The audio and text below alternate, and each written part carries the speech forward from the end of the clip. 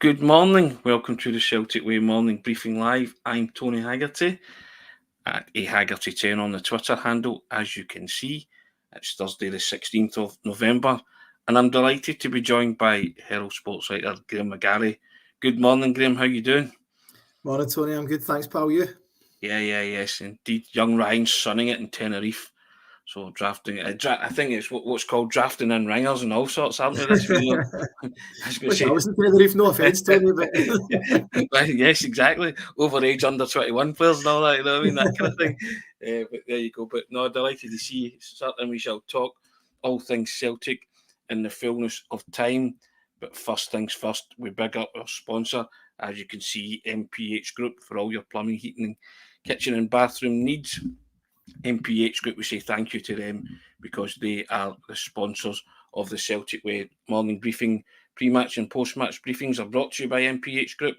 They are Scotland's award-winning family-run all-trade specialists covering all of mainland Scotland, and every service you opt for automatically enters you into MPH's incredible holiday giveaway, and you could win a 7-night stay at the luxurious 5-star Moon Palace Resort in Cancun, Mexico. And now that winter's rolling in, if you're thinking of giving your home heating system a boost, MPH has an enticing Navian boiler winter promotion. And if you opt for a Navian boiler installation through MPH Boilers, not only are you choosing top-tier efficiency, but you're also getting a free Navian internet controller. And that little gadget can crank up your boiler's efficiency to an impressive 98%. And that cherry on top of that is that they're covering the first year service with no added costs. And if you're wondering why Navian, they're gunning for the product of the year at the H&V News Awards, which is the Oscars of the heating world. And to top it all off, the Navian on-range comes with a 12-year parts and labours warranty, which gives you some serious peace of mind. So big shout out to MPH as they're also nominated for the Small Company of the Year at the same awards, and they even offer flexible finance options.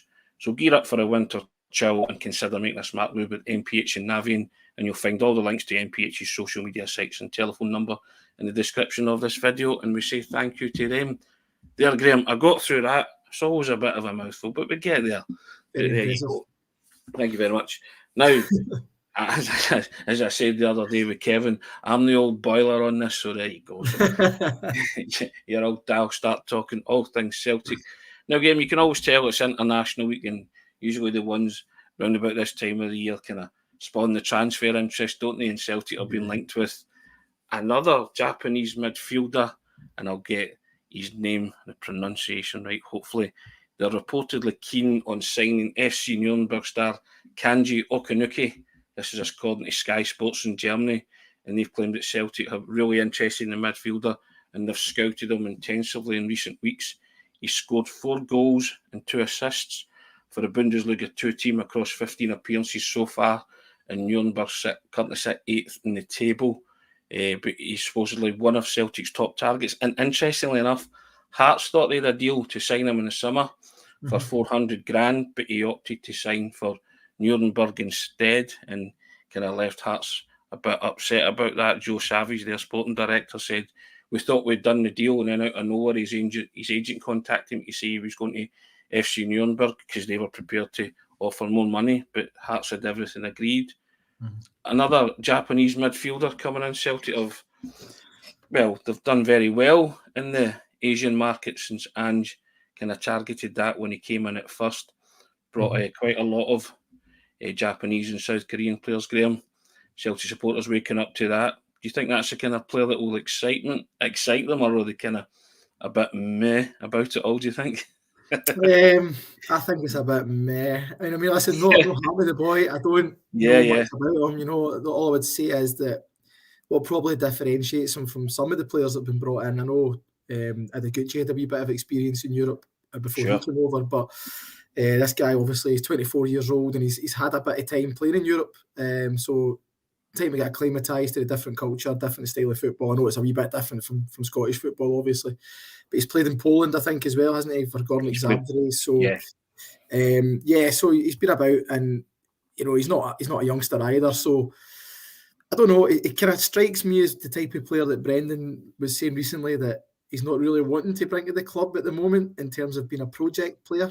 Yes, you know, I know he is 24, but he's playing at a lower level, obviously, than even arguably the Scottish Premier at the moment, and the Bundesliga 2.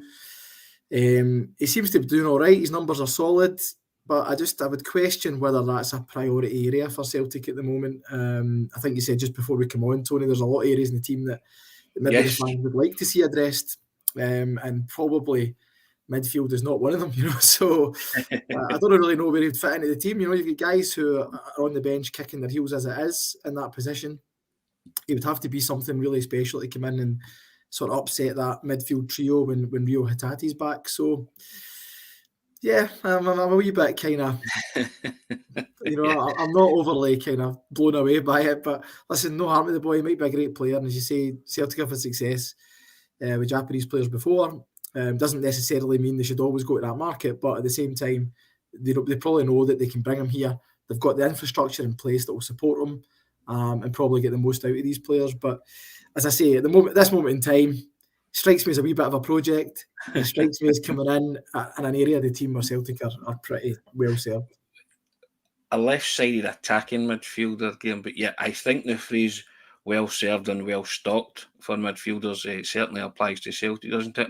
Yeah. Unless, of course, January coming up and they start entertaining bids for and others. We'll maybe talk about that later, but yeah, I don't think Celtic are in the market to offload anybody as of yet.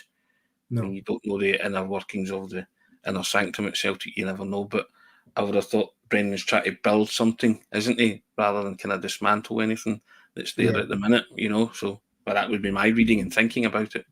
Yeah, there's no kind of panic at Celtic Park in terms of selling players. There's obviously going to be speculation about one or two. I think obviously probably alluding to Matt O'Reilly there when you suggested that, but because there's obviously a few stories floating about him. But I don't think Celtic are in a position where they have to sell unless they receive something absolutely extraordinary for one of their top players.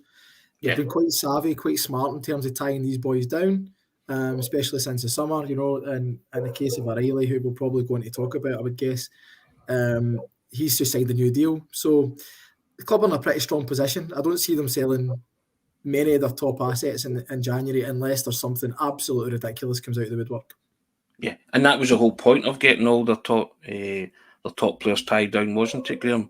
Yeah. To move forward with that peace of mind that it would take something, pretty mind-blowing and astronomical to even get them round Celtic round the table to consider parting with one of their prized assets. That's the whole point of doing that kind of business, isn't it? Of course, the model's been there for a while now at Celtic. That I think there is an acceptance of where Celtic are in the kind of that old cliche, the football food chain. Nobody likes to hear it, but at the same time, they're bringing players in, they're developing them. O'Reilly's obviously the case in point. They become, really accomplished performers at the top level. O'Reilly's done it in the Champions League. And that obviously catches the eye. So they've got a platform there they can give players, which is a great selling point for Celtic to attract them. But on the other hand, they don't actually need to sell them either unless there's something, as I said, completely ridiculous comes their way. Yeah, a few comments coming in, Graeme. I'm going to read them out and we'll address them as we go along. There we go. Pete McGee coming in saying, "Morning, Pete, how you doing?" Yes, we were slightly late, but you'll let us off, won't you? We just keep on signing midfield players. It drives me nuts when Celtic so obviously is a full-back, a centre-back and a goalkeeper covered in particular. Now, that was the positions I spoke to you off air about just before we came on. Pete McGee goes back in, another midfield player. We need full-back, centre-backs, goalkeepers, strikers maybe, but surely no more midfielders. Pablo 67 then recommends Lawrence Shankland be a good signing. He will score goals with the service he would get at Celtic. Hazel Finn, morning Hazel, how you doing? It's not really an area Celtic need to look at, surely, asking the question. And Brown Warrior comes in saying, should that not read left back? So there we go. So lots of people sort of targeting position, Graeme, and I think most people would look at that and say that Celtic possibly do need left backs and strikers and possibly a goalkeeper as well. They're kind of priority positions, aren't they? Yeah, I mean, I think the problem is when people see a signing coming in an area where the team is well stocked, it's tempting to think that might be to the exclusion of other signings, Yes. I think probably this deal here, I mean, you talk about Hearts, had a deal in place for the midfielder in the summer there, and it was in the region of 400 grand. Now, obviously, Celtic will have to pay a wee bit more than that if they want him now, but it will not be a kind of bank-breaking deal. You know, it won't be something that will stop them going out and strengthening in these other areas. And I think they probably will. I think left-back is an area they're looking at. Obviously, I think Greg Taylor is a wee bit underrated. I really like him. I think he's done really well for Celtic, but they could be doing with somebody to help him out. Obviously, Alexandro Bernabe isn't really, I don't think, Brendan's cup of tea. I might be talking out of turn there, but it's my impression. So I think probably they will strengthen in these areas as well. And obviously, goalkeeper's one that Joe Hart has been tremendous for Celtic, but I think there is definitely a need to be addressed there, 100%. And even up front, you know, like, I think Big O's done well when he's come in recently. Big O Jordan, as some of us were calling him the other day. And I think he's really come into a game, you know, after struggling maybe in the early weeks of the season. But I think Kyogo just, again, could be doing me a wee bit of help up the top end. O needs his teeth smashed in to really complete that O Jordan look, doesn't he? Yeah, to complete the look. But I agree with you. He started to look the part. I think he's a more confident player after getting that winner against St Mirren, Graeme, which proved that he can come up with the goods at a critical point. It was a really important goal for him, that goal, I thought, because all the goals he scored had been goals and 2-0, 3-0, and kind of, you know, the third or fourth goal and a kind of easy win. But that showed that when he could step up to the plate when it mattered, because that was a real tight game against St Mirren, and lovely goal, lovely crafted goal. And I think that was a weight off his shoulders, wasn't it? And you saw that with the two finishes against Aberdeen. He's in the right place at the right time. You know, pinpoint cross, buries it. But the second one, when he runs through, he had 2 or 3 options to square it to other people, and he was just like, nah, I'm taking this myself, and he buried it. So he's starting to grow in confidence and stature, I think. Yeah, I think what's interesting, Tony, the game before St Mirren, if you remember, at Tynecastle, I'm sure you were there with me. Yeah. And he missed a couple of chances just before Awaka scored, if you remember. And he kind of snatched at them a wee bit. And I remember after the game, Brendan Rodgers made a point, he kind of mentioning that in his post-match. So I think he's probably just had a wee word with him just to say, listen, when you get into these positions, just take a second. Tranquilo. Take a breath and just calm yourself down. Tranquilo, exactly. I thought you said Terminado for a minute there. that comes later, doesn't it? So you noticed that, I think, when the St Mirren chance did come his way, it's a lovely wee run off the back of the defender. Yeah. Takes the first touch, and it's not an easy finish, you know, it isn't. And he doesn't just blast it. He puts a good bit of power into it, but it's a side foot finish into the top of the net. And I think you're right. I think that's just settled him right down. And I think he's more of a sort of feasible backup option now than he might have been seen by a lot of people even just a couple of weeks ago.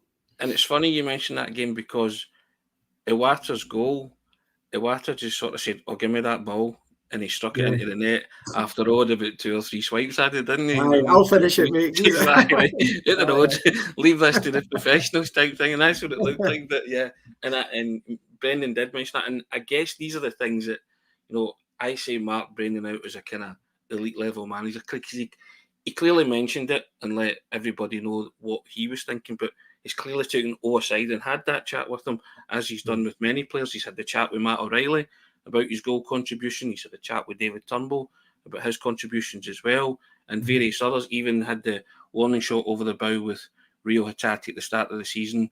You know, you need to do more to get in my team. He said it as well with Odin Thiago home after the Aberdeen game. So he's very adept at that, isn't he? And he's very skilled at that. And he's clearly saying these things publicly, but also privately saying to guys, look, I'm saying this. Don't let me down now. This is what I want from you moving forward. And everybody seems to be taking it on board, eh? He's a master at that sort of thing. I think his sort of man management is really good. I think it was quite fascinating, the process when he went through this a few, 4 or 5 days ago with us, when he was talking about Yang. Yes. He was talking about the process that he uses. Basically, the attacking players are kind of left on the training pitch to Harry Kewell. You know, he takes them through their paces, especially the attacking midfielders and wide players. And Brendan will just sort of monitor it. And if there's things he sees in a game or in training and he intervenes in that, then you know he's got a point to make. You know, it's like there's an impact to what he's saying. Otherwise, you'll just be left with Harry, you know. So he chooses his moments very well, just to go in and have a wee intervention and just say, listen, this is what I want, this is what I need, this is what you're doing wrong. And it seems as if the players are really receptive to it. It's also as well interesting to me that he sometimes, he oft-times makes that public and lets you into gives you an insight into what's in his head, and he's not telling you something that he's not spoken to the player about. So he's not speaking out of turn. He's never thrown them under the bus. He's just sort of saying, look, I'm spelling it out to these guys. This is what I want. This is what will happen. If they listen, I'll take them to where they want to go, that kind of thing. And he does it with journalists as well, doesn't he? Has he eaten out the palm of his hand? He's just he's man management, or just he's got away with people, hasn't he? Let's put it that way. Yeah, definitely. And I think anything he says normally to the press, there's no accidents in it. There's nothing that he comes in there and blurts it out. And it's interesting. We spoke to Liam Scales, and remember the big thing that he said about Liam Scales was he's the biggest surprise of his management career. Yes, yeah. So the first chance we got, obviously, we asked Liam about that, and he said, "Oh, aye, the gaffer had said it to me 2 or 3 days before he said it to you." So he says it in house, and then obviously gets the message public, and just gives you a wee insight into how he's managing these guys and how he's trying to get the best out of them. And it's really down to that kind of granular level of management and just making sure that everybody's on the same page. So, yeah, it's fascinating anytime you speak to him. And I think, there's obviously different opinions about Brendan and the way he left and all the rest of it. But I think Celtic, if you take all that away, they're just kind of lucky to have a guy who, for all these kind of quirks and things, he's definitely an elite level manager. There's no doubt about it. My take on every time I'm sitting in front of Brendan is I always learn something that I didn't know before I sat in front of him, because he always teaches me something about a player or about the game or just in general. And I think that's a gift when you sit in front of people and you speak. You actually learn something. Your football education is broadened. Some people say, well, how can you broaden a simple mind like mine? But hey, he does. You know what I mean? So, but I've used this expression before, but Brendan is the kind of guy that my dad used to say pours 4 gallon in a 2 gallon head. You know what I mean? So, but I like that about it. I like that I like being armed with knowledge and coming away thinking, I never thought of that. That was a good question, or that was a good answer to a particular question. Not necessarily ones I've asked, but just in general, when journalists ask him and pick his brains about football, he is so knowledgeable, and he does teach you a lot of stuff, and then you go away with maybe a different point of view or a different way of looking at a player, that kind of thing. Yeah, I mean, I'm forever grateful to him that he doesn't speak in cliches, because there's nothing worse when you ask a question and somebody says, "Oh, we take one game at a time," or whatever it may be, So it does take a wee bit of time to think about his answers, and then invariably he'll come up with something quite insightful and interesting to the punters as well, because he's very aware that when he's speaking to the press, he's not speaking to the press. He doesn't really care about us. He's speaking to the fans. He's speaking to the people who read this stuff are people who are interested in Celtic and want to know what his process is. And he's always very, very interesting. But I think a point to make as well is I know I've said he's quite calculating in what he says to the press. I don't want that to come across in the wrong way. He does have a human side as well.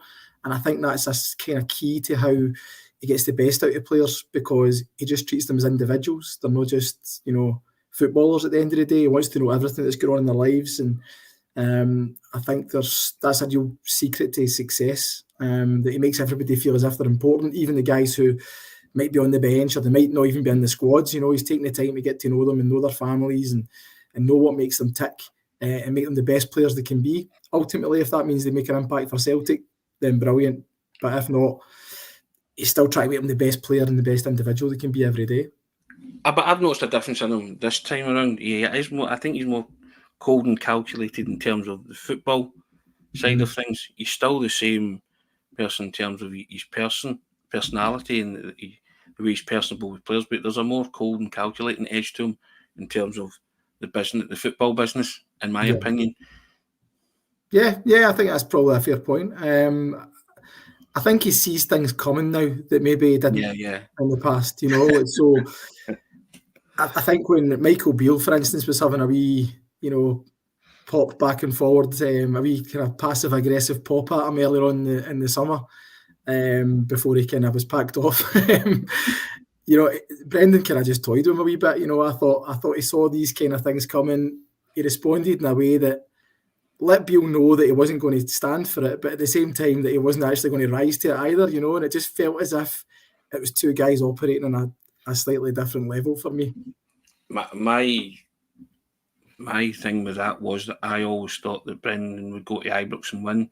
I said it all week on the podcast, and I said that would be his ultimate way of saying to Michael Beale, get a wee bit to go, pal, before you start bumping your gums and all that kind of stuff. And I think that was his way of going there with a makeshift team, makeshift defence, supposedly going to lose by 3 or 4, and just coming up with that perfect game plan, master plan to waltz off with all 3 points when every situation was against you. You had no fans in the ground and stuff like that. And Celtic that day played very well, and they've kind of been on an upward trajectory in terms of their domestic form since Ibrox.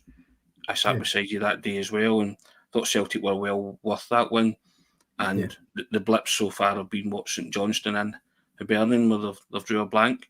Every other game they've been fine, and then Sunday was the kind of best display of the season, domestic display of the season so far, when it all came together, because you thought a doing was in the post for somebody. Just so happened it was Aberdeen coming back from Greece themselves who copped it, but I don't think they'll be the first or last this season to be in the receiving end of something like that, Graeme, from Celtic.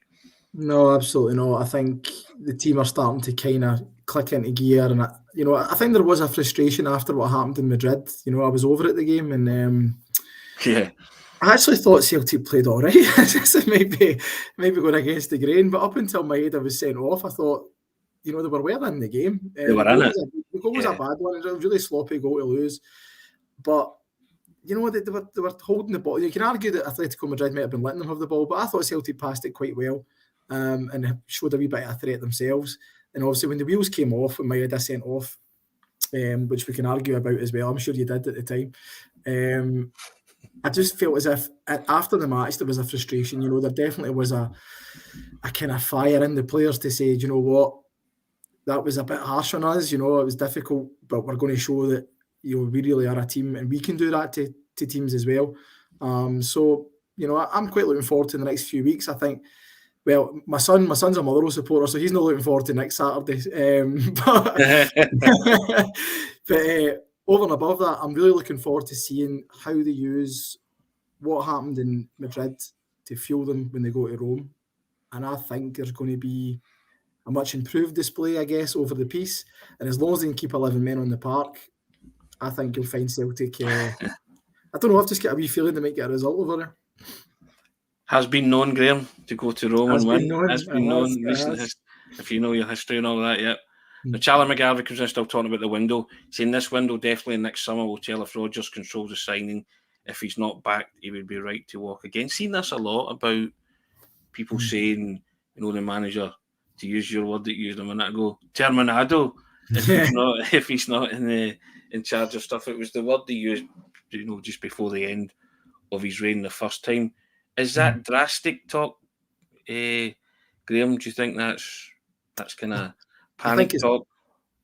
He's not had a window yet, has he? Well, he said the summer window. The summer, yeah. I think it's too early to talk about that, to be honest. I think, though, that he makes a good point that it will be noted by Brendan Rodgers if he isn't backed in this window, certainly, and I don't know. I just think unless there's been something promised to him before he came back that hasn't materialised, which I don't know if that's the case, that would be a kind of situation where, you would say he's justified to not only be angry with the board, but obviously to pack up and take his stuff and go home. I don't think it's at that stage yet. What I would say is, though, in the last week of the summer window, he was talking about quality. He wanted quality. That was the word he kept using over and over again. And it didn't arrive, because what he meant by that was a guy who could come in straight into the first team and make an impact and help Celtic in the Champions League. Yeah. Now, January's going to be too late for that, unfortunately. But I think he does want a kind of marquee signing, somebody who's going to come in and affect that starting 11. And if he doesn't get that, then I think it'll be the first kind of rumblings of discontent, if you like, from Brendan's point of view, because I can't imagine he's come back to Celtic without having assurances that he's going to be backed in the window to make a real fist of it in Europe. I think that's what his fire is when he comes back here. Yeah, and he made a big song and dance about that. They wanted to make Celtic a force again in Europe, but certainly punch well above their weight in Europe again and try and be as competitive as possible. And I think Celtic fans will crave a marquee signing, and so will the manager, in order to secure the title. Because let's not kid ourselves on that they're in a title race now. There's a rejuvenated Rangers. Well, Celtic are still 8 points in front. Could be net 5 if Rangers win their game in hand. Don't know what will happen in that, but you've got to prepare yourself that you are in a title race, and January is when you can maybe open the purse strings a bit and guarantee that you're going to win the title by bringing in that quality that he wants and accelerate away from your rivals again. And I think Brendan would certainly want a demonstration of the board's ambition to do that in order to guarantee that Champions League money in the newly revamped Champions League and the riches and the more riches that will come with that from next season onwards. Yeah, I think probably, as I say, I don't think we're at that stage yet. I think if we were at the stage where Brendan was getting a bit antsy about it, you would know, because he would tell you. He's not shy at making his feelings clear on these subjects, So, I think probably Celtic will back him in January. It was interesting, there's a cliche about January window being a difficult one. You can't get signings in. You have to pay over the odds. And somebody put that question to him a couple of weeks ago, and he said, "Well, not necessarily. If the right players are there, you can get them." So you connect the dots then, and you join the lines, and you think he's got people in mind. Then clearly, hasn't he? Yeah, I think he does. It's just a question of saying to the board, "I want this, this, and this." I think he will with a list of people. I know that it's a team effort, the recruitment, and Mark Lawwell's in there and doing his thing as well. But I think he's more focused on the kind of project signings we were talking about and guys like that. Yeah.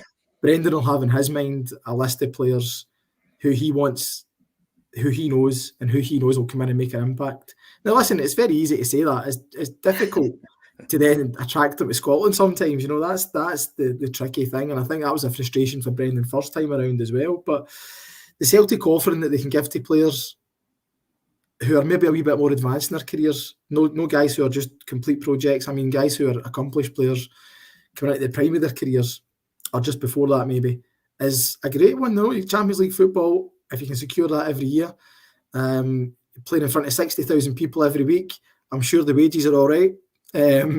So I'm sure you can make it, scratch a living out of it. So yeah, there's a lot going for Celtic, and they've got an elite level manager. So I think if he looks at that and he doesn't get the people he wants, at least one or two of them in January, then he might start to get a wee bit disgruntled. To quote himself on day one, he said he was here for 3 years unless he get emptied, as they said around these parts. So yeah, he's going to put those words will be put to the test. I don't know if the board took that as a signal to put the biscuit tin away. I don't know. That's the thing, isn't it? Yeah, but because he didn't say I'm here for 3 years and I get emptied, unless he just sort of said, So but as you say, that can be interpreted in many ways. I think he was just trying to reassure the Celtic supporters that he wouldn't do a runner again, wasn't he? On day one after what happened the first time, those who still feel angered and bruised by that whole experience the first time round. But his words, Graeme, I'm here for 3 years unless I get emptied. So, I've got to be honest, at the time I thought, that's a bold statement, that. But, listen, I think what to bear in mind is with Brendan, I think the way he left the first time and the reaction to it, even though he must have known there was a reaction coming, I think he was a bit taken aback by the depth of feeling. I really do. And I think not just in terms of the support base in general, I think his family, I think people connected to him, I think were quite hurt by it, who obviously have connections with Celtic. So I think one of the big drivers, because in the summer when I heard he was coming back, I was kind of, you go through this motion of saying, like, why would he be coming back? He knows there's a big group of the fans who don't like him because of the way he left. And I think it is just a fact that he's very aware of how his place in Celtic's history would be viewed if he didn't make amends for what happened before. Because it's easy to kind of skirt past how successful he was in his first spell because of the way he left. He was really, really successful. Second time around, I think he wants to come and just cement a legacy and make up for what happened. And I think that's driving him quite a lot, to be honest with you. I think probably more than some people think that's actually in his mind, and he wants to really be considered a Celtic legend. Yeah, I do believe that he wants to be considered a Celtic legend and have a statue erected to him one day on the Celtic Way or somewhere around that ground. But yeah, I definitely think he's back for that, because he's back because he wants to be back, doesn't he? And he didn't want to leave it with a bitter and sour taste in the mouth from a lot of supporters, family members, and people close to him that happened the first time. So I think I think he's back to make amends and build bridges and make Celtic the best that they can possibly be, domestically and in Europe. That's his hope, isn't it? His big hope that they can be a competitive team in Europe. Yeah, and he said it in Madrid, if it wasn't for Celtic coming in or one of the world's, mega power clubs, he'd be sitting in a sun lounger in Mallorca now, so there's no other club apart from maybe a Real Madrid or something like that who could have come in and persuaded them that, don't take that year out, don't sit in Spain for a year, top up your tan. Yeah. He's not coming to Glasgow to freeze his way through a winter, for giggles, he's doing it because he loves Celtic. I think deep down, I think it's very easy to say things like that, and I know supporters can take it with a pinch of salt, but I think there is a depth of feeling there with him that he's really here to make amends. So again, I think that'll make him more determined though to get these signings in the January window, because he doesn't want to jeopardise, losing a league title to Rangers. I think for him that would be even worse than what happened before, in terms of a black mark on his reputation. I think he's very driven to make sure that doesn't happen. Let's put it that way. Could you get emptied for that? You could. I mean, it's Glasgow at the end of the day. You could. I don't think they would, unless there was a spectacular collapse, between now and the end of the season. What to say is, that Rangers are more consistent now. There's no doubt about it. They're more impressive to watch. I think going forward, they're very good. They've got some attacking options. But what I would say is, man for man, Celtic are still far better. Yeah. I think if you look back on it, probably to a year ago or thereabouts, Michael Beale's team started to motor a wee bit, and they went on a long unbeaten run.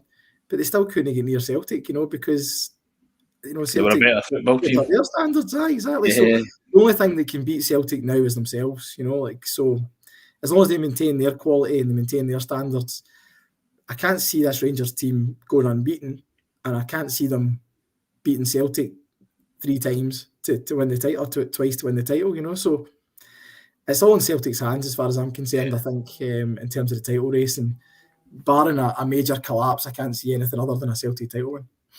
I don't think the manager's the kind of person that would allow a major collapse or complacency or anything like that to creep in at all. No. And also, 2 of those Rangers games that you mentioned are at Celtic Park, and you'd have to fancy Celtic strongly for that. If the status quo continues and there's no away supporters at these fixtures, so the odds are still heavily stacked in Celtic's favour. And also, I like you, I agree. I think they've got better players and they're a better team, and at this moment in time have a better manager. But that's not to say that Rangers have not improved significantly under. No, that's true. But I think another point is, we spoke a lot about Celtic's depth, and I think probably a lot of these guys have stepped up to the plate a wee bit after Brendan gave them a wee jag a few weeks ago, if you remember. And he's gave, individually, he's gave some of them a wee jag since. But I think you start to see guys like Yang coming in and making an impact, guys like O coming in, Thiago Holm, I think, is a very good player, coming in and making an impact. Davy Turnbull, I think, stepped it up again. I think Celtic have got the better depth, whereas Rangers are starting guys who I don't think, you can argue the point, but I don't think some of them would get near Celtic's bench. So, there's some very good players, don't get me wrong. I think Danilo's a good player. But the likes of Lammers, would he get in the Celtic squad? Wouldn't have thought so, no. I don't think so. So, yeah, I think Brendan's got it well in hand. But the overall point is, we're going to be a bit off tangent here, but the overall point is, I think Brendan would like to have, just a couple of additions, maybe even just one, to come in and affect the starting 11 in January, just to make sure, number one, that they win the league, number two, they get the Champions League next year, and they've got another player there ready for it. They're not just rushing about in the summer looking for for players. They need that sprinkling of stardust, don't they? That quality that he's craving. And I think if the manager is saying himself that it's not that difficult in January to get these players, then I'm assuming he has something up his sleeve, and it's over to the board to make that happen, I guess. Now, another player, I mentioned him earlier, and I want to come back to him, Matt O'Reilly. Now, I read yesterday the list of teams that are interested in Matt O'Reilly: Crystal Palace, Arsenal, Manchester United, Liverpool, Borussia Dortmund, Wolfsburg and Lille, all supposedly interested. Newcastle and Leicester sent scouts to watch him on under-21 duty for Denmark in September. Yep. And then I read this, ... £10 million, would interest Celtic. I was just like, are you serious? And I was just like, nah, that's a non-starter for me, Graham. If you wanted to, is that the first instalment? I don't know. 2.5, 3 times. I'm genuinely of the belief that Matt O'Reilly will earn a record fee for a Scottish transfer, which currently stands at 25 million. Kieran Tierney, 2019 to Arsenal, and Jota last summer there to Al Ittihad, 25 million quid. I genuinely think Matt O'Reilly will shatter that. I could be wrong in that, but I certainly think that he signed a 4-year deal to 2027. I don't think he's in any hurry to get away. Celtic are under no obligation or pressure to sell them. I was just interested in the Danish media coach the other day when he said he was ready to take the step up, in career. I like to connect dots and put 2 and 2 together. And is that a warning shot over the bow that he might be off in the summer? But I love Matt O'Reilly. I'd be loath to leave him. I would be loath to see him leave Celtic. Don't want him to go anywhere. I want Brendan Rodgers to build his team around these guys and these players and achieve something in Europe. But if he has to go, then you're talking more than 10 million quid. I think you start at 25. The issue with Matt O'Reilly, I think, in terms of getting the value for him, is that there's a snobbery in the English market, if that's where he's going to go. Yes. Around players who maybe have, Celtic have found a kind of rough diamond, if you like, right? They found a guy who extremely highly thought of when he was coming through at Fulham. And he made a career decision to leave Fulham, to go to MK Dons, to get game time and to improve as a player. He's the most mature, I think he's 22 now, the most mature 22-year-old I've ever met in my puff, in terms of knowing where he wants to go and knowing how to get the best out of himself. To make that decision at that point was entirely his. He was offered a contract at Fulham. However, the way that English people in general in that market will look at it and they'll say, oh, well, he never made it at Fulham, he never made the breakthrough, he went to MK Dons. I think that's why Celtic were able to pick him up for the price that they were able to pick him up at, because I think there's a snobbery there saying, oh, well, if you never made it coming through at Fulham, you're not going to be able to play in the Premier League. It wasn't the case. He was really highly thought of at Fulham, and if you ask Peter Grant, he'll say the same. He coached him at Fulham. So Celtic picked him up for an absolute bargain basement price.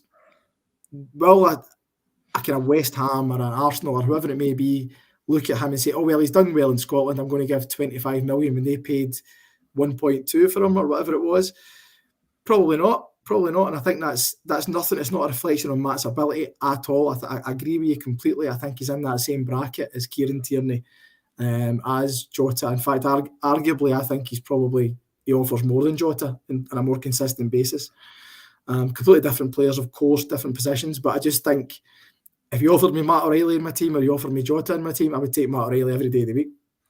I think he's a great player, and I think he will get a big fee in the region of kind of 15, 20 more realistic. I don't think Celtic need to sell at anything less than that, but I don't think he'll quite shatter the record, if I'm being honest, just because of those factors that I've mentioned. Not a reflection on Matt at all, unless some Saudi team comes in and offers like 50 million or something. But, I don't think Matt would go there at this stage of his career. I really don't. I don't think he's driven by money. I don't think he's that kind of guy. I'm not saying Jota is. I'm just saying, I think he's got a very clear idea of where he wants to go in his life and in his career. We'll reconvene in that, but if I'm Celtic, I'm saying we've sold the highest transfer fee we've recouped for any player is 25 million.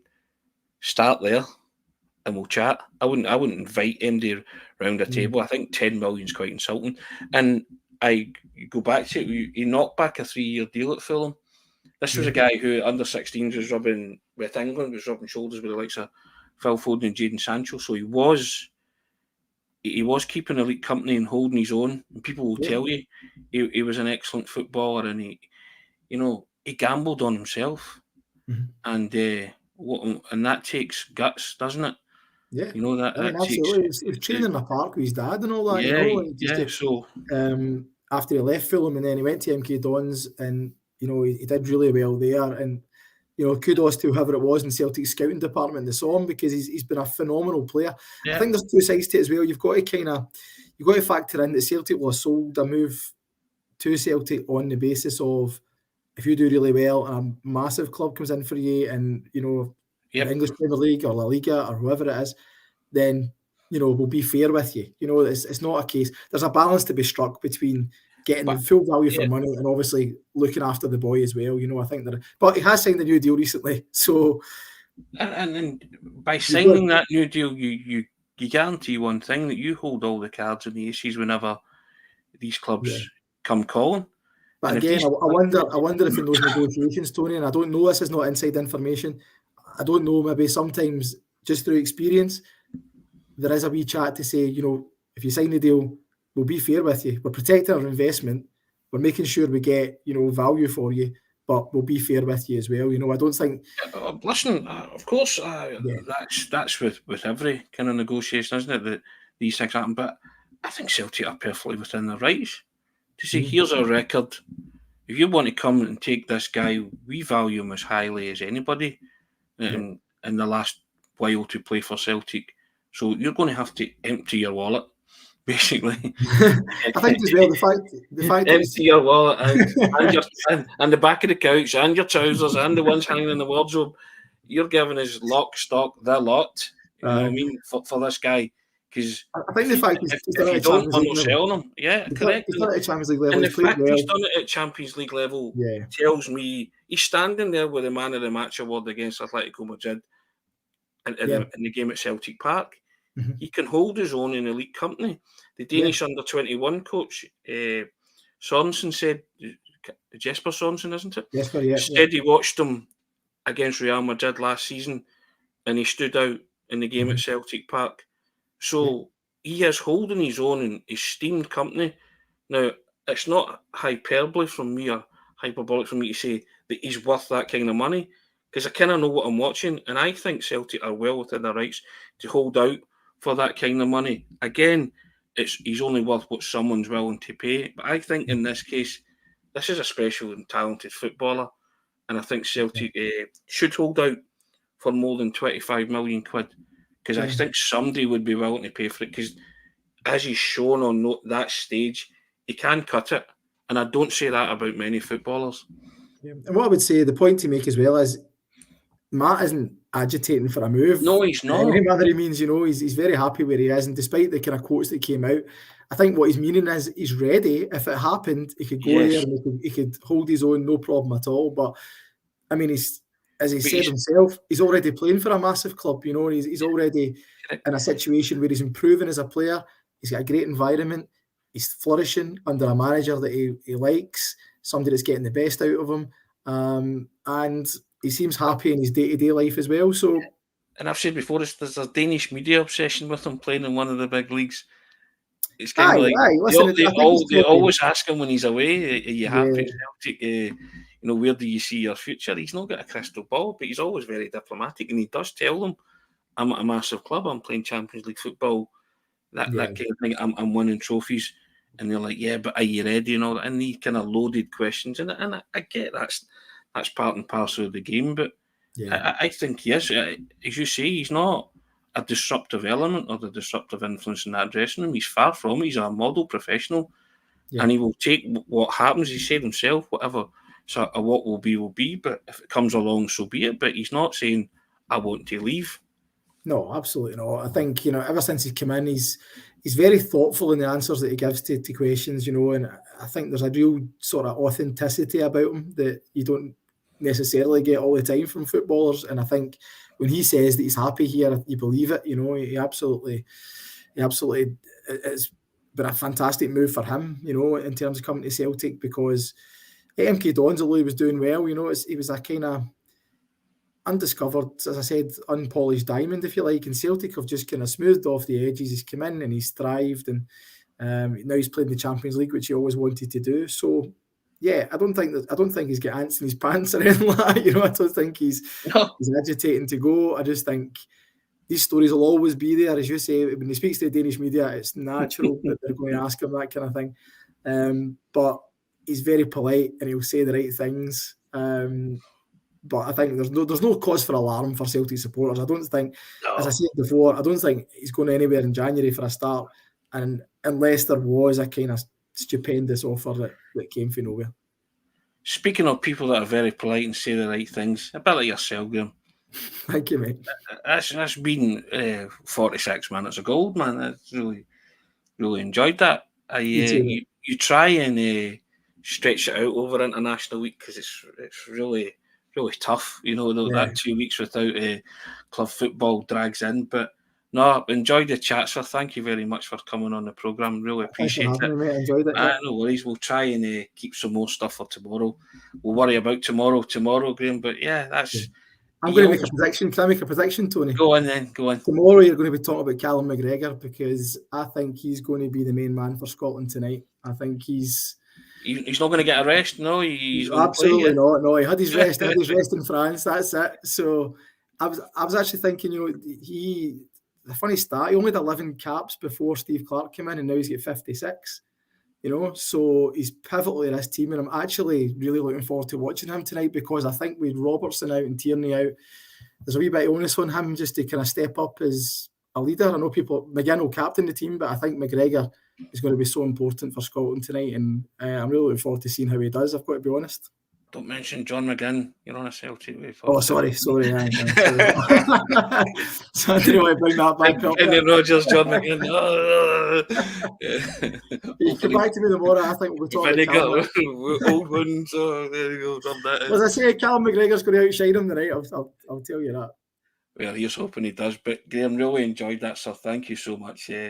Pleasure to talk to you as always. And guys, as we do all the time, we urge you to hit that subscribe button and subscribe to the Celtic Way website.